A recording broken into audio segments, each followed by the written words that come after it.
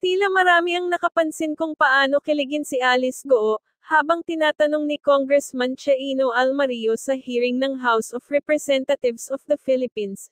Nagulat din ang lahat ng tila nais nang isurrender ni Alice ang lahat ng yaman nito para matapos na umano ang problemang kinahaharap nito. Narito panoorin ang video kung paano kinilig si Alice Goo habang kausap si Congressman Chino Almario. Your Honor, and Chip, please go and ahead. Your Honor, I cannot disclose too much because I have 8 pending cases po at the court din po. Okay. And alam mo ba yung may mga statements kayo na nasabi nyo dati sa mga previous hearings in both the Quadcom and the Senate na naging natuklasan na kasinungalingan? Tama po ba? Anong pong statement po, Your Honor? Well, the nationality, your parents, and the like. Tama po ba? Hindi po, Your Honor. Pero now that we're here and almost closing on this na rin, willing ka ba na magsalita ng katotohanan sa Quadcom na ito? Your Honor, ano pong question po? Willing po ba kayo na magsalita ng katotohanan sa Quadcom na ito? Now na patapos na itong lahat. Opo, Your Honor. I have pending cases po at the court. So, anything po na sasabihin ko po dito sa Quadcom may use against me. So, okay. Opo. Alright. Pero even if na mo na may alam din yung Ministry of State Security, willing ka rin ba na mag-confess ng katotohanan sa Quadcom na ito? Your Honor, pa-specify ko po sana yung question po. Yeah. Para I know paano din po ako makahelp po. Okay. Sige. I'd like to direct your attention po sa ating screen. Can we please flash? Kilala mo ba tong si Xie Zhijiang?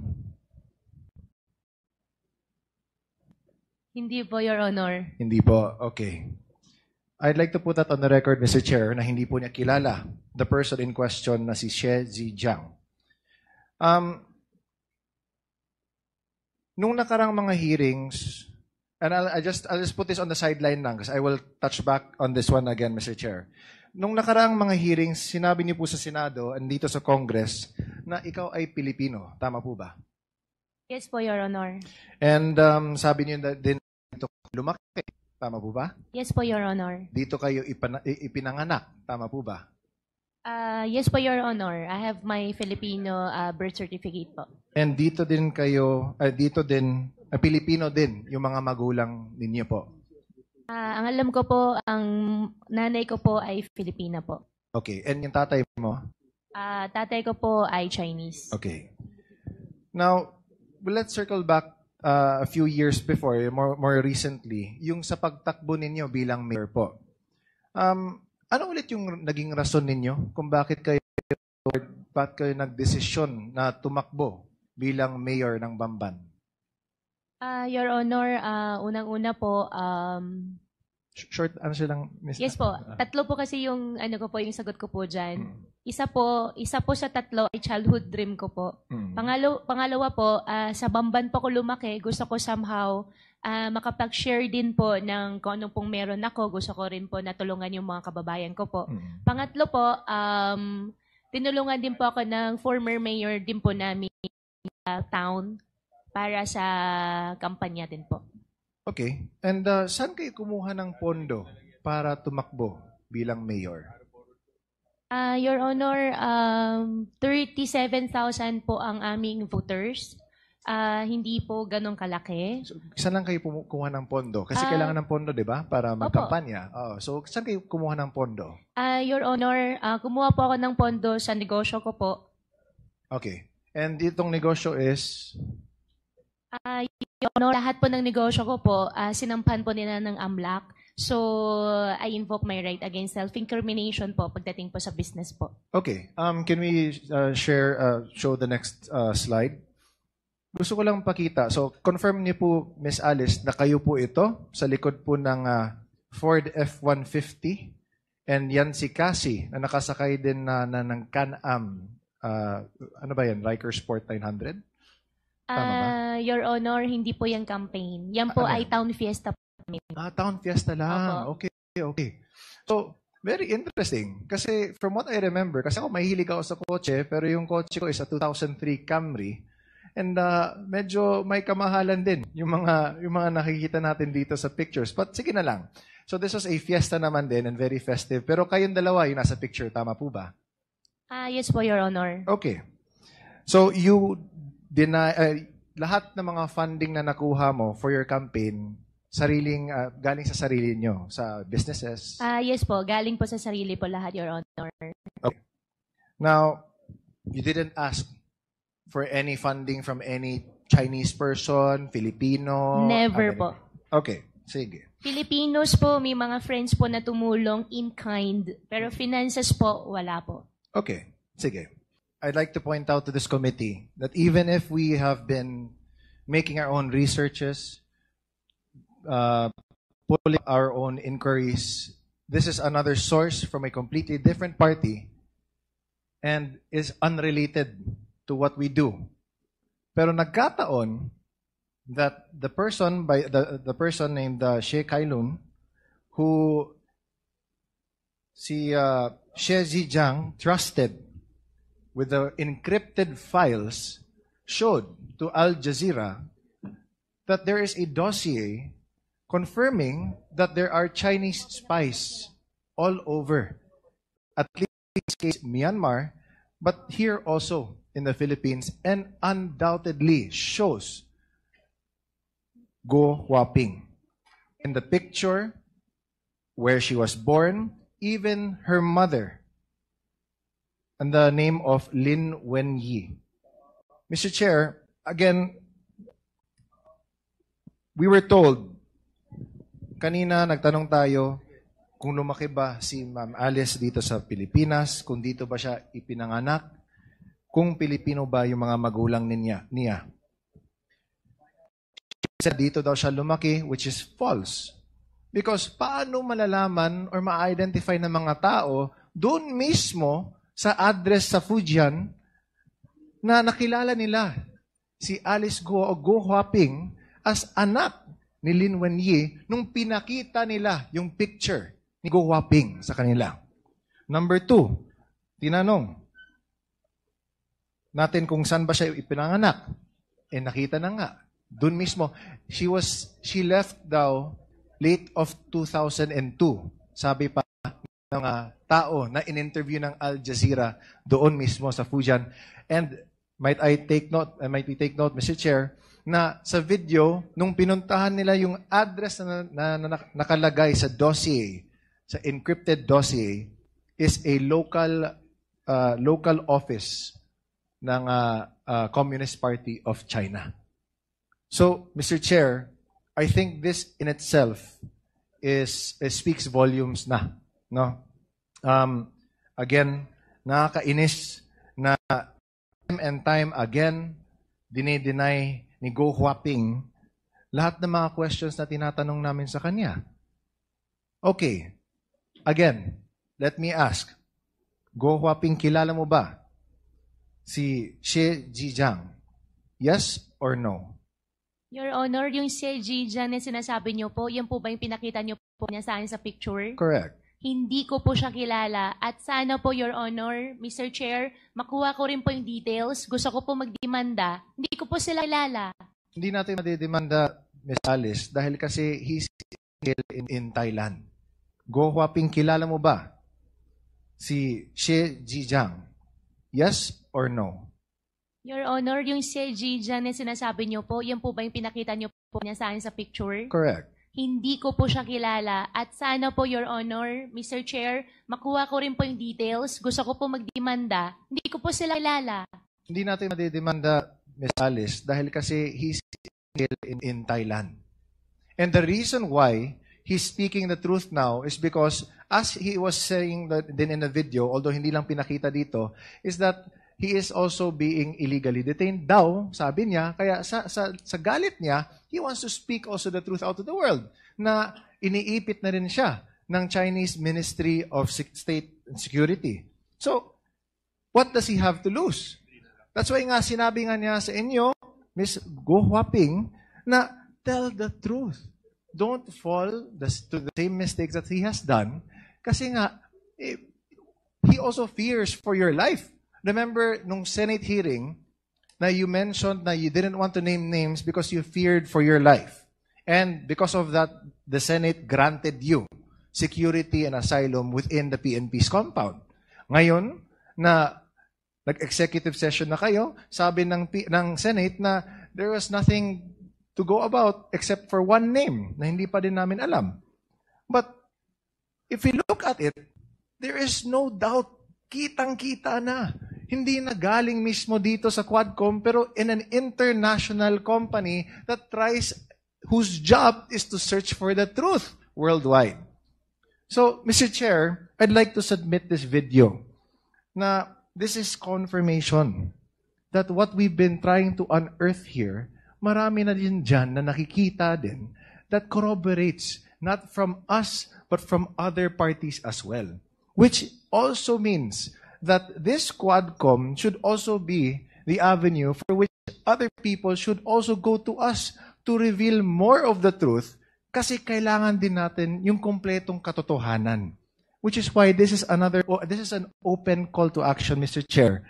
Sa lahat ng mga nanonood ng committee meetings natin, na kung may alam kayo, lalo na nakakatulong ito sa pagtingin, sa pagkuha ng katotohanan, please come forward. Kasi this is national security also at stake. She's been denying na may kilala siya, na ultimo, sinasabi niya na ilang beses na siya tinawagan para humingi ng campaign funds.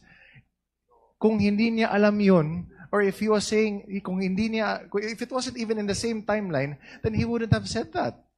Diba? Timing. Elections natin, doon din siya, tumakbo din siya, humingi siya ng tulong. It all adds up. It all lines up.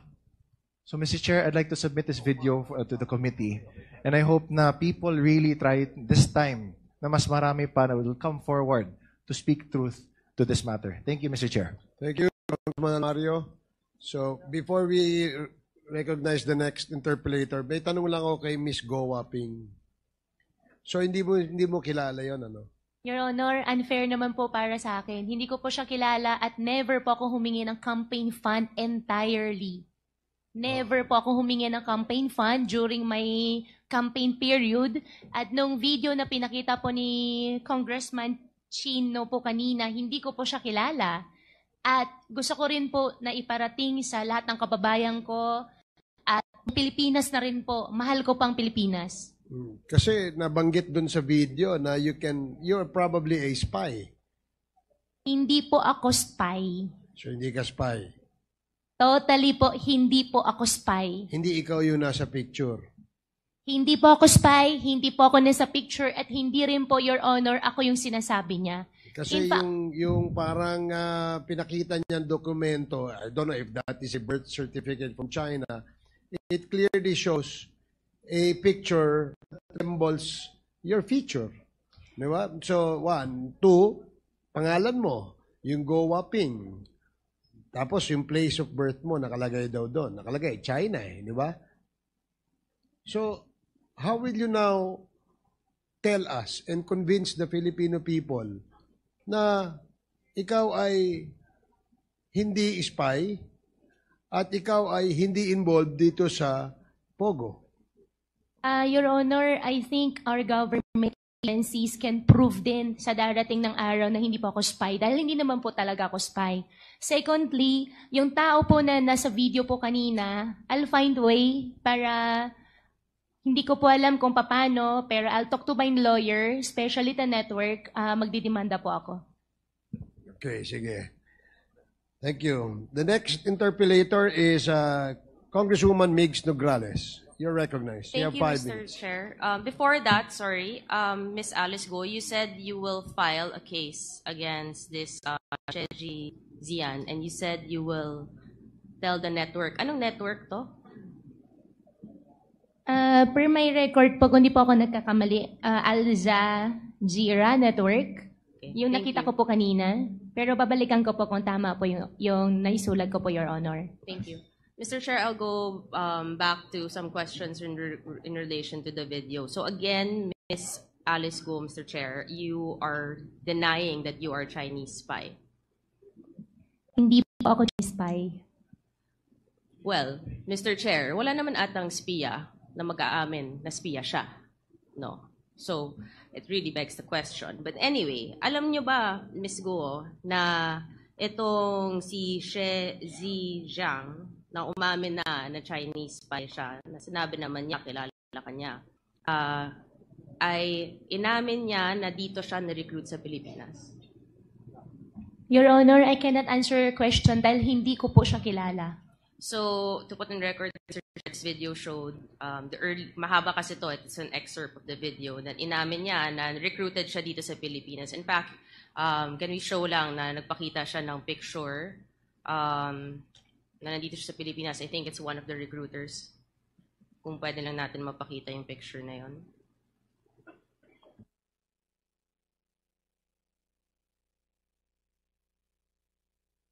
So, ito. Wala kang kilala dito. Sa tatlo po, ni isa po wala po akong kakilala, Your Honor. So, ito, nandito si She Ziyang when he was saying chair na dito siya na-recruit sa Pilipinas as a spy. Baka iisa lang pala ang nagre-recruit sa kanila, hindi natin alam, no? And again, babalik natin doon sa picture na pinakita sa video. Yung next slide, please. And again, you confirm this is not you, Miss Alice Go?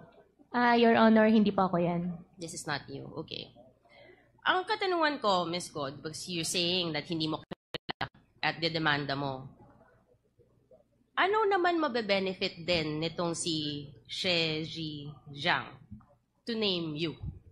Your Honor, I think it's better for you to ask him. Kasi siya po yung naglabas ng video, so siya po nakakaalam anong makakapag-benefit po sa kanya. Definitely, hindi po ako spy. Okay. Relax ka lang. Bakit ka galit? Kasi po, ganun din po yung nangyari last time. Sinasabi po nila spy ako. Mahal ko pong Pilipinas, Filipino po ako, hindi po ako spy. Okay, relax lang. Relax ka lang. Diba? You don't have to be so riled up if you know the truth. Right? So, you categorically will keep denying what She Ziyang is saying. Right?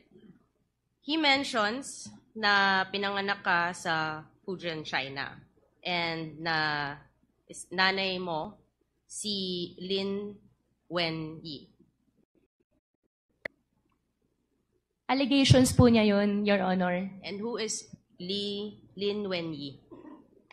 Your Honor, Lin Wenyi is a partner of my father. And about my citizenship naman po, I think there is already I'm not asking court anything about your na po. citizenship. I'm just asking who Lin Wenyi is. Pinapangunahan mo ako sa mga ko.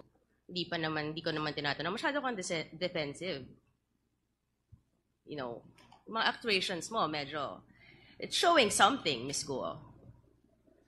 So, itong address mo na pinakita, pakita natin yung picture ulit. Yung address nito, Mr. Chair, is apparently the local address of the Chinese Communist Party. Sigurado ka, hindi mo namimiss to? Walang memories? Never ko po nakita, Your Honor. Baka lang, may emotion ngayon eh. Baka lumabas ang emotions mo dito. Ano? Your Honor, emotional po ako dahil unfair po para sa akin, para sabihan po ako na spy po ako. Okay, I'm asking about your house now. So, ito, Your Honor, that's not my house. Okay, this is in Fujian. Balik lang natin sa last hearing na meron pinakita si Congresswoman Luistro, no? Yung nagko-congratulate yung people of Fujian sa kanya. So, kung hindi ka daga dito, at mukhang dito naman yung sinasabi nilang bahay nila, bakit naman din? I think we have that, no? That the people of Fujian was congratulating the first mayor na naging mayor dito. Yan. We have a translator here. Do you understand what is written? Yes, this is like congratulating for winning as the mayor. Okay, and then these are the people who prepared this statutory page. Those are the people, yung mga pangalan. Below, yes po. Okay. Baka kunin natin, Mr. Chair, yung mga pangalan na yan. Yeah, can you please post it again? Yan. Oh. Sino-sino yan? It is from Jinjiang, Jinjing Shen. Yeah, it's an association of the hometown. It's in Jinjing Shen. Which is in Fujian, I think. Yes, it is. Which is basically where what we saw in this video, Mr. Chair, kung saan talaga galing ang si Miss Alice Guo, no? And then itong si Lin Wenyi na tinatanggi naman po ni Miss Alice Guo na hindi mo nanay, no? Which later on, nakakalungkot if she really is your mother, na you're denying your ties to your mother. Sinabi din sa documentary, Mr. Chair, na umalis nga daw siya, sabi ng mga residente doon, na umalis siya towards the end of 2002. From the previous hearings, we have a copy of the special investor resident visa. Yung next slide, please. Yan. Na dependent siya ni Lin Wenyi, galing nga from Fujian. And it is January 12, 2003 na pumasok sila ng Pilipinas. So, you know, the facts seem to be aligned. The documents that we have and we've been seeing seem to be aligned with this video that came out, Mr. Chair, na hindi naman natin alam bakit naman in-name din si Miss Alice Guo na hindi naman, wala naman kinalaman ito sa atin. But apparently, there is that connection, which is scary. We go back to Lin Wenyi, which you have said this is the partner of your father, your Chinese father. Yes, Your Honor. Yes. And you said, naman, na you will only be into business with those you are very close with and those you trust, correct? Yes, Your Honor. Yes, you said that last hearing. And yung lumabas nga, yung mga corporations, makita natin, they're about, pakita natin yung almost similar to the table that we showed last hearing, or 2 hearings ago. Ito yung mga corporations mo. Ang daming beses lumalabas nga nitong si Lin Wenyi, na lahat ng mga kasama sa corporations na yon are actually family members of yours. Your brother, your father, right? And ngayon, nanay niya pala itong Lin Wenyi. So it is a family corporation. So, Miss Alice, itong nangyari din sa video, meron sinasabing yung Yatay Group. Ito yung company ni Mr. She Zhizang. And actually, itong business ni She Zhizang ay katulad ng mga negosyong tinayo mo sa Bamban, Tarlac. There's a picture eh. Mas magkapareho siya. And do you know that etong si She Zhizang, link yung mga businesses niya. Kaya nga siya nasa Thailand ngayon eh. With human trafficking, extortion, and cyber scams. Which are the very same crimes na tinitingnan natin ngayon, Mr. Chair, na nangyayari sa mga illegal POGO operations dito. So, Mr. Chair, essentially, no, makikita natin may similarity from a rural area, pumasok at nag-expand, nag-build ng mga ganito front legal businesses na alam naman natin may mga illegalities which is being found in Myanmar. And ito yung sinabi ng Chinese spy na si She Zhizang. So essentially, Mr. Chair, kung titingnan mo, I may show na lang to this committee para mas madali. Parang ang mga espiya ng China, di lang sa Pilipinas, pati sa Myanmar, we don't know other countries that we can later on discover. Parang may steps sila eh, kung anong gagawin nila. Parang, ito, step 1, pumili ng bansa. Halimbawa, itong Philippines sa atin, Myanmar, Thailand.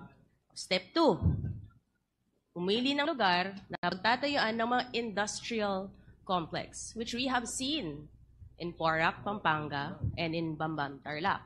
Step 3, maghanap ng mga dayuhang Chinese na mumumuhanan na tutulong magtayo ng negosyo. Kita natin, yung kapatid ni Michael Yang, nakatanggap halos 2 billion pesos mula 2018 hanggang 2021. Si Zhang Yujin, nakita natin guilty sa Singapore para sa kasong money laundering na incorporator ng Baofu. At yung si Jiang Zhongguo, yung ama ni Guo, na incorporator din, na sinasabi nga niya, yun ang simula, di ba? Na nagpondo rin sa kanya sa mga businesses. There's this trend, Mr. Chair, no? Na galing sa Chinese, nagsisimula, or kung grandfather man, ganito yung mga paulit-ulit na kwento eh. Then there's step 4. Kukunin ang mga loob ng mga residente at gawing dummies. Nakita natin, I think, di ba may mga nag-surrender, I think over the past few days, Mr. Chair. Itong sinema Thelma Laranan, Rowena Evangelista, tindahan sila ng mga gulay, no? May mga barbecue stall na obviously hindi naman nila kaya mag-incorporate or to give itong mga capital sa mga malalaking negosyo na nag-surrender na ginamit lang sila. I don't know kung paano nila ginawa ito. Sakno nila yung loob ng mga residente kasi syempre may mga pangangailangan siguro at hindi naman nila iniisip kung ano yung magiging repercussions.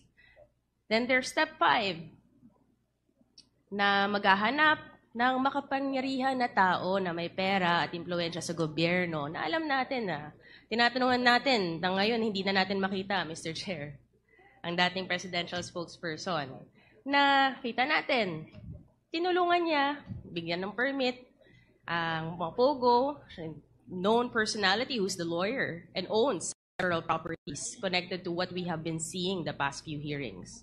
Then there's step 6, mag-incorporate na ng mga kumpanyang mukhang legitimate sa una. Diba? Nabigyan na natin ng lisensya tong Hongshen and then na-raid yung Baofu compound. Yung Lucky South 99 nagsimula as a BPO, sa BPO at real estate industry. Ngunit inamend na yung AOI niya noong February, doon na pumasok yung POGO. So they can start operating in the guise of a legitimate business na mamaya magiging illegal naman. Then there is the next step, magkakaroon nga ng corporate layering na. At nakikita natin sa mga different corporations like Baofu, itong mga corporation ng mga Yangs, itong mga corporations nila Miss Alice Guo. Nakita natin sa Matrix today, there are so many corporate layers na pag tinignan mo, it all ties back to two personalities who are here. Actually, 3 personalities who are here na magkakasabwat, Mr. Chair. And of course, step 8. Then dito na, pag nangyari na itong lahat, magkakaroon na ng illegal na gawain na may mga human trafficking, money laundering, illegal gambling, love scams, tax evasions, at iba pa. You know, Mr. Chair, nakakalungkot. So ito, titingnan natin, steps 1 to 8. Mukhang ito ang, kumbaga, standard siguro nila or mission order ng mga espiya na to. Na nakakalungkot na pumasok sila ng Pilipinas. Pinayagan silang pumasok ng Pilipinas dahil bawal sa kanilang bansa itong mga gambling, offshore. Pumasok ang China dito. They took advantage of our country, our laws, our citizens, our resources, Mr. Chair. Nakakatakot dahil hindi to one-sided. Lahat ng mga steps na to, mangyayari lang at pupunta sa next step kung pinayagan to ng gobyerno. There are steps and there are processes. At sinabi ni Maligo na our government agencies can prove naman daw. Diba? Kasi alam niya, hindi naman gagalaw to, hindi mangyayari to kung walang approval ng mga government agencies. So paano to nakalusot, Mr. Chair? Yung tinitingnan natin. Kaya natin ginagawa to. Yung government ng Pilipinas natin, paano nangyari to? Para nakapasok ang China dito? Paano nakalusot ang isang Chinese spy dito? At malala, paano naging parte ang isang Chinese spy sa gobyerno natin na binoto ng mga Pilipino? Paano nangyari ito? Sino ang pumayag na mangyari ito? Akala ko ba, Mr. Chair, diba the Philippines is not for sale? Yun yung sinasabi. Baka kaya naman palang the Philippines is not for sale dahil siguro as early as 2017, ay yung nagsimula tong lahat ay mukhang nabenta ng Pilipinas. So, sino ba ang nagbenta ng Pilipinas sa China? Yun lang po, Mr. Chair. And I will end again to Ms. Alice Guo with the message of your fellow Chinese spy to you. So, sana medyo matauhan ka ng konti. Can we just play that message na lang? So, Mr. Chair, I end my interpellation with that. Thank you. Okay, thank you, Congresswoman Nograles. The next to interpellate is Congresswoman Jinky Luistro. Thank you, You're Mr. Chair. recognized. We were presented by the Matrix when we started the hearing on POGO.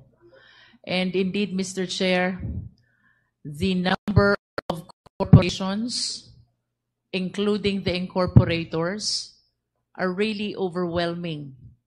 However, Mr. Chair, I wish to commend DSJG Suarez and SDS Don Gonzales for painstakingly presenting how Michael Young and Alan Lim are connected to all of this.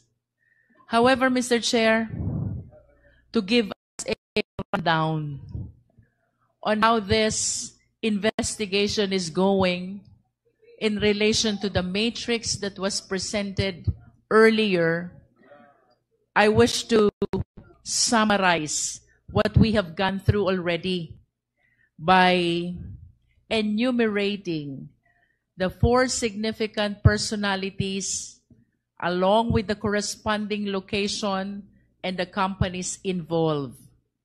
So far, Mr. Chair, we were able to unfold the personality of Mayor Alice Goo, whom we later on found out is a Chinese national by the person Go Waping. She is from Tarlac, where we found a compound we call Baofu, and where we see 2 corporations involved in POGO, started with Hongsheng and later on converted to Yunzu An.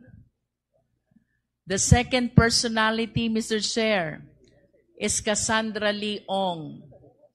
She figured in Porac, Pampanga, where there is a location we call Whirlwind, catering to the POGO operation of the company we call Lucky South. Tonight, Mr. Chair, we are all witnesses of the unfolding of another Chinese personality. This is in the person of Tony Yang, the elder brother of Michael Yang and Hong Jai Yang. This time, Mr. Chair, the location is Cagayan de Oro, where there is such a compound we call Alwana Compound, and allegedly there are 2 companies involved in POGO operation. One is Oro One, and the other is Sanja Steel. Ultimately, Mr. Chair, what surprises us tonight is the seeming link of Miss Alice Goo, one of the Chinese POGO operator, with a self-confessed Chinese spy by the name She Yang Zheng. Apparently, Mr. Chair, based on the documentary that was presented, he operated a POGO corporation also. This one is in Myanmar, near the boundary of Thailand. And the name of the corporation is Yatai International Group, Mr. Chair. At this point, Mr. Chair, being the lead agency in this investigation, I wish to request the PAOK, from their perspective, how do we connect these 4 already significant Chinese personalities figuring in our POGO investigation, Mr. Chair? May we request Director Castro?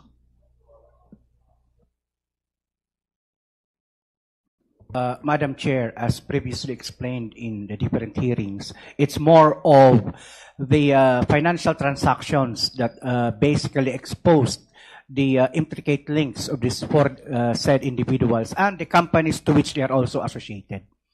So, but then again, Madam Chair, this is still an ongoing investigation.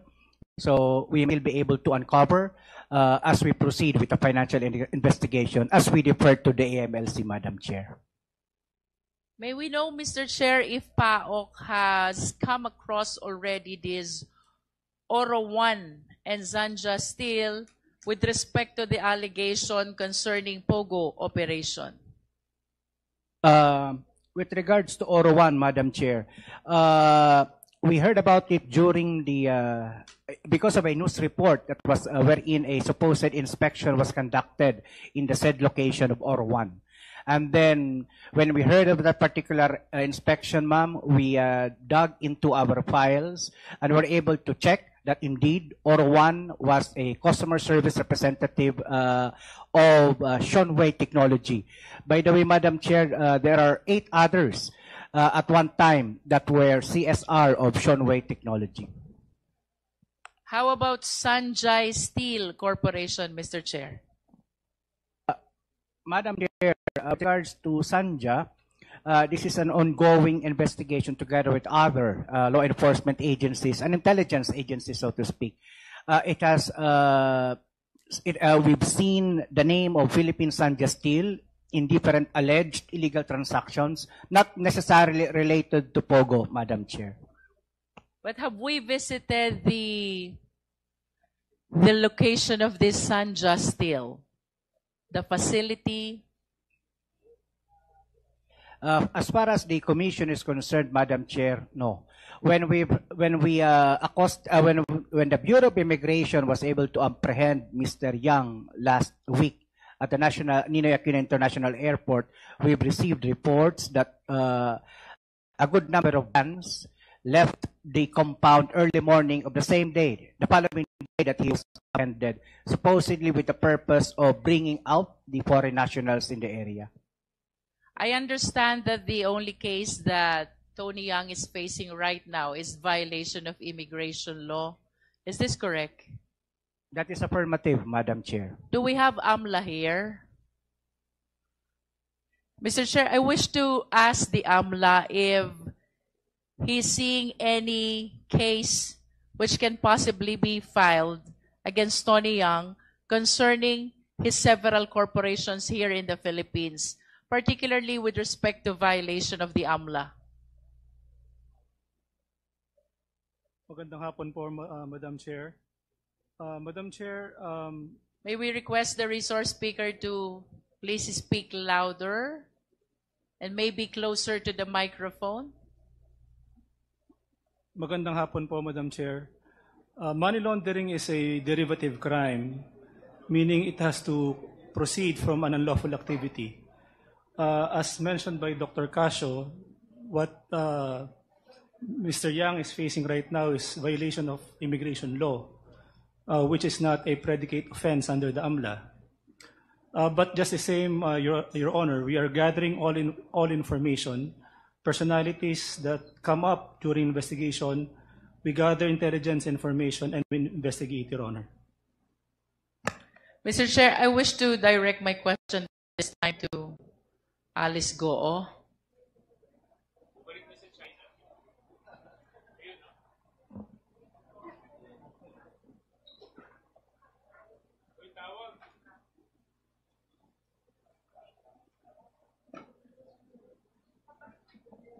Mr. Chair, I wish to manifest likewise and direct this manifestation to AMLA, that I understand that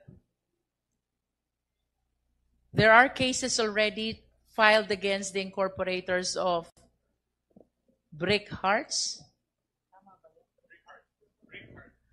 Brick Hearts. which I understand is a subsidiary of Shonway.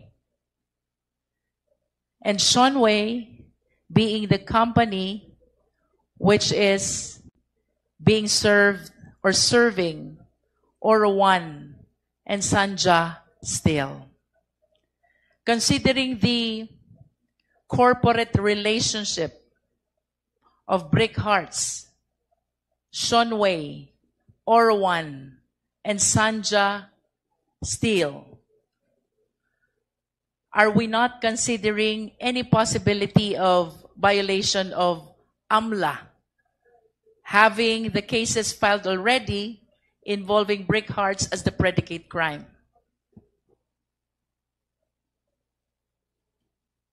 Your Honor, since the name of that corporation came up during the investigation of this committee and in news accounts, Your Honor, we have started our investigation on Brick Hearts, Your Honor.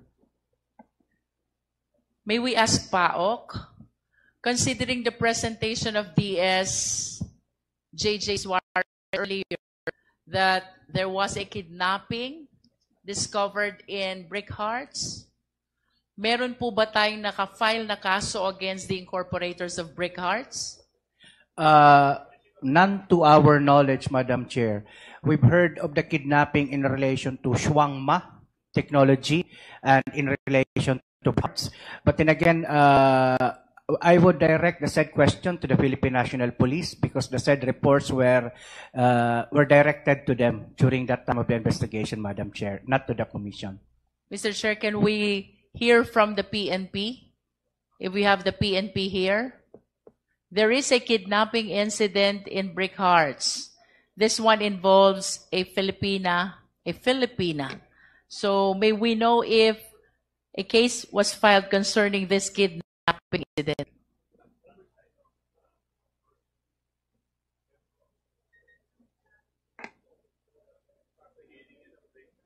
Mr. Chair, this is the corporation layering that we have been explaining since day one of our investigation. As a matter of fact, even prior to the creation of Quadcom, we have observed already the creation of so many corporations, however, with interlocking directors that adds to challenges on the part of the government, including the agencies, the PAOK, the PNP, and the AMLA, in identifying the Chinese personalities to be held responsible by the various illegal activities hiding under the guise of POGO establishment or even a customer service provider. Do we have PNP here? Yes, Madam Chair, from the IDM, Colonel Landicho, sir. Ma'am. Our question to PNP is whether a case was filed concerning the kidnapping incident involving Brick Hearts. We will check on that, ma'am. I hope that the PAOK will be coordinating closely with AMLA and with the PNP because I understand that this is a very complex illegal activity involving so many companies, so many corporations, so many foreign nationals that gives challenges to us on identifying who is he and who needs to be charged in court. Madam Chair, rest assured, I will bring this matter to our Undersecretary and to our Chairman, and we would do our best to coordinate with the said agencies in relation to Brick Hearts and Shuangma, because Brick Hearts has figured in so many POGO investigations already, Madam Chair. I lament, Mr. Chair, that while we have unfolded already the personality of Cassie Ong, of Alice Goo, of Tony Yang, and even She in the documentary, I understand that there are still several corporations hiding under the guise of being a Filipino corporation, also hiding under the guise of being a BPO or customer service provider. I hope we can look into all of this, especially those companies which were mentioned in the matrix at the early part of our hearing, Mr. Chair. And can we Can we ask Alice Goo now?